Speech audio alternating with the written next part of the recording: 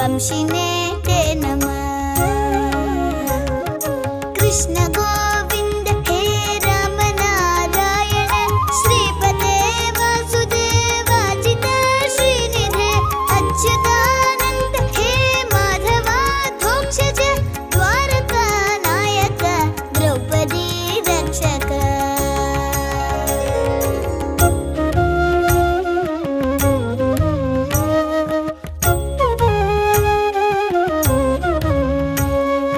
राक्षसक्षोभित सीतया शोभितो दण्डकारण्य भूपुण्यता कारणं लक्ष्मणेनान्वितो वानरैः सेवितो गस्त्य सम्पूजितो राघवः पातु माम्।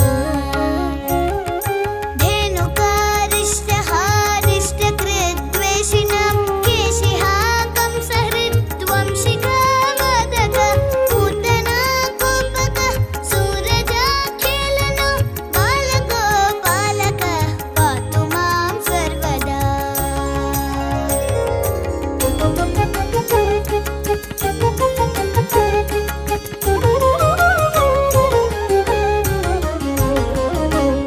विद्युदुद्योतवत् प्रस्फुरद्वाससं द्रावृडं बोधवत् प्रोल्लसद्विग्रहं कन्यया मालया शोभितोरस्थलं लोहिताङ्घ्रिद्वयं वारिजाक्षं भजे।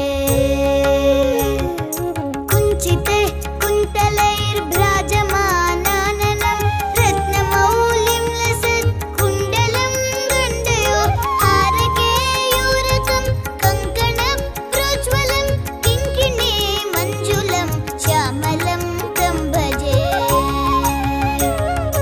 अच्युतस्याष्टकं यः पठेदिष्टदं प्रेमतः प्रत्यहं पुरुषः सस्पृहं धृततः सुन्दरं वेद्य विश्वम्भरं तस्य वश्यो हरिर्जायते सत्वरम्। इति श्रीशङ्कराचार्यविरचितम् अच्युता